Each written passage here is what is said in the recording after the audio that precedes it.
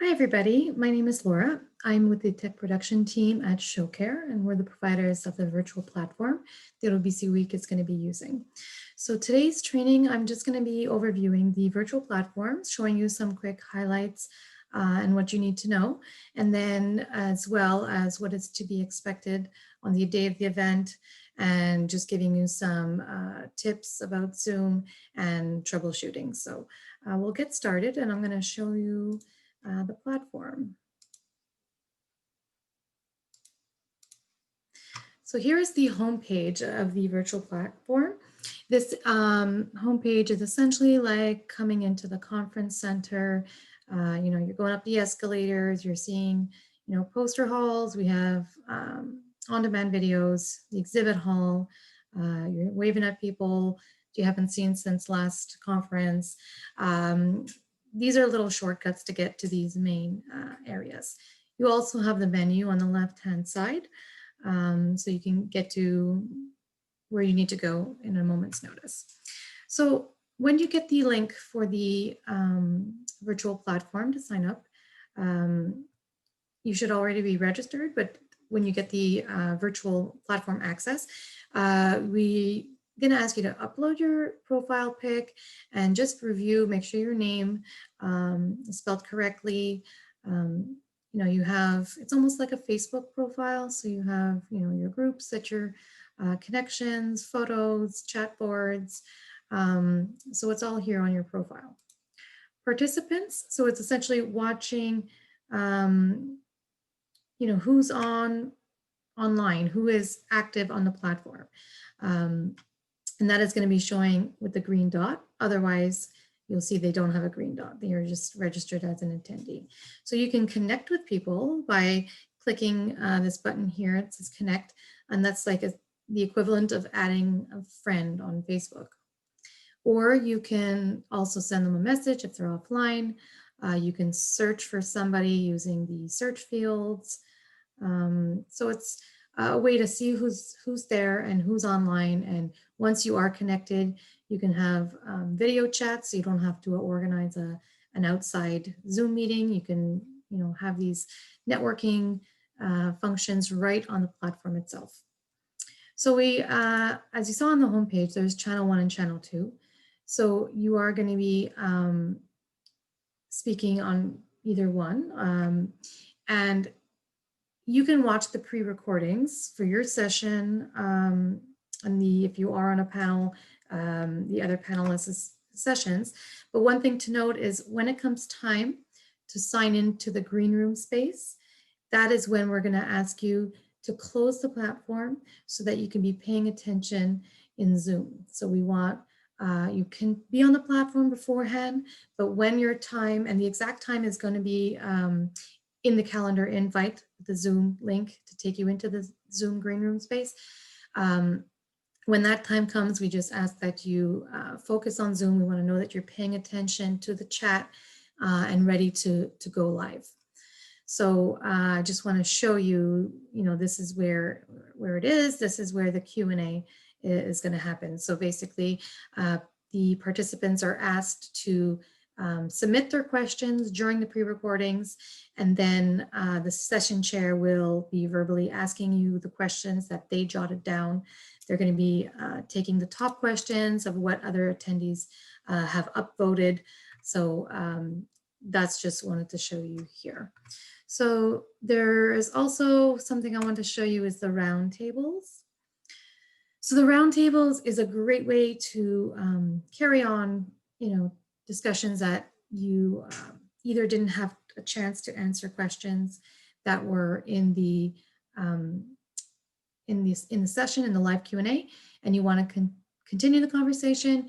You can let people know that you're hosting a roundtable right after, and then you would come here, you would create a roundtable. So it's only going to stay open for 5 minutes unless someone joins you. So you have to be at least 2 participants for it to stay open. You can be a maximum of 16 in each roundtable. It will use your camera, so you can't be in Zoom and a roundtable at the same time. There's no time limit, so you can be in there as long as you want. So one thing we suggest, if you want to schedule a time to host a roundtable, you have on the home page, and if you scroll down, you'll find your name, and you can, right here, it's like posting on your newsfeed. So please join me for a roundtable at such and such time. We're going to be talking about whatever you want to say. You can, add a picture, you can add a document, and if it's public, everyone's going to see it on their newsfeed. So it's a great way to, grab people's attention and to network and to discuss things outside of your session. So we highly recommend that you take a look at that. And then there's also the chat and job boards, which is another cool feature, and you can, narrow down into specific topics. So it's once you get your link, we recommend you finish up your profile and then just have a look around and see what the platform has to offer, and to try to get the most out of this virtual experience.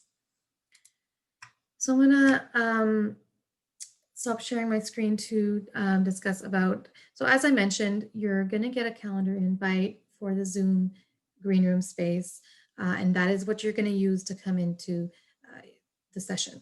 So you can be in the platform beforehand as long as you're on time to show up for the green room space. One thing I want to mention is the Wi-Fi. So if you're having sharing space with others, we do suggest that you tell them, to avoid downloading any 4K videos or gaming that's going to take up some internet usage. I mean, sometimes it's unavoidable, but we want to make sure you have the best internet connection if possible. If you can hardwire it, it's ideal, but it's not always possible. Another thing I want to mention is about the audio. So the day of the event, they're going to be testing your audio. Just have some hardwired earphones nearby in case you have any, audio issues. We want you to have it just nearby if you don't already plan to use them, just in case they're having any issues. In terms of lighting, we have the 3 sources of lighting. So we have the overhead, the desk, and the natural. So we want you just to have all 3 lightings available if possible, and if not, be able to play with it to get the most ideal lighting. The chat feature is very important in the Zoom room. So this is where the tech moderators are going to be communicating to you once they've done the tech checks. Once it's 5 minutes before going live, they are going to go off mic and off camera, and they are only going to be communicating you through chat. So you can either have it merged to the side of your window, or you can change the setting by clicking the arrow down and clicking pop out. Or if it's popped out and you want it merged, then you can click the 3 dots and click merge to meeting window. So we also want to have, make sure you have your enable HD. So if you were to hover over the stop video and click on the arrow up, if you click on video settings, you will see under camera, there's an HD. Make sure that's ticked off to make sure we're getting the best quality out of your camera. See the difference? So we also have the touch up my appearance. So we, suggest why not put it to the halfway mark is ideal, if you're not all the way, but somewhere in the middle. So I spoke about the chat. So as I mentioned, the live streaming happening on the platform, it is going to be delayed, either 10 to 30 seconds from what is going live in the Zoom room. So you're going to want to make sure that once you've done your closing remarks, once the moderator has told you, it's 2 minutes to closing for the session chair, they're going to ask you the last question, you have to wrap up. You want to make sure that you just keep a pleasant face once you're done talking, because it is going to continue streaming until you are notified from the producer or the moderator that the room is now cold, the room is no longer hot, or the streaming has finished. So that's something just to be mindful of. They're going to probably remind you that of the day of the event, but it's just something to be mindful of. Disabling all your notifications, so making sure that your phone is not even on vibrate, just do not disturb.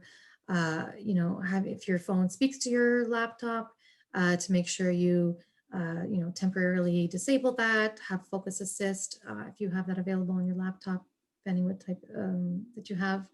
But making sure that, your computer was restarted before that you log into Zoom.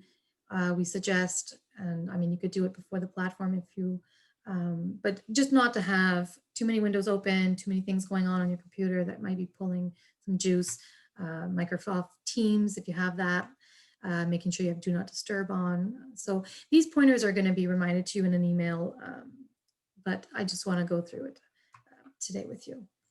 Another thing we suggest is having your photo preloaded into your Zoom account. So if you do have any internet issues and for whatever reason you have to go off camera, well, at least we're going to have your picture there and not, just your name. And your name, we want to make sure you have the correct spelling in proper casing, because in case you're using a computer that you might be shared with your son or daughter and it might say, Johnny's iPad, we want to make sure just you have the right name in your Zoom account. So you can even just right click and click rename, and then you could type in if you have to change it. Wearing glasses. So if you are wearing any glasses, we do just recommend kind of tilting your head so to make sure, or maybe tilting the screen to adjust so that we can see your eyes and not just a reflection of the screen. So we want to be as engaging as possible with the eye contact. As well, we want to be, as much as possible, trying to look into the lens instead of looking at yourself, if you could. I know we all have a habit, and so do I, of looking at ourselves instead of the lens, but it's, it keeps our eyes open as much as possible by looking at the lens instead of ourselves. You don't want to be looking down at the laptop and having just the head. So you want to be able to be kind of more centered in the space. If you're using a virtual background, we suggest trying to be as static as possible. If you have a green screen, that's ideal. But if you don't, if you're someone who talks with your hands, then, sometimes part of you gets lost. So it's not always the best situation, but if you are using it, we're gonna see it the day of the event and let you know. And they're gonna be just checking for visuals, so not what you're wearing, just basically what's going on in the background. Do you want that whiteboard with that information? Is that okay that that's there? So it's little things that you might have missed, but these are what the tech producers are going to be looking for the day of the event. So again, I think I've covered everything. So the last thing I want to go over as a reminder is the most important thing. So the day of the event, you're going to come into the green room space 30 minutes before the live Q&A starts. You can be watching the pre-recordings on the platform, but when it's time to come into the green room space, we ask that you exit out of the platform, come into the green room space, and be paying attention to the chat to know that we are ready to go. And that's about it. So I'm just going to show you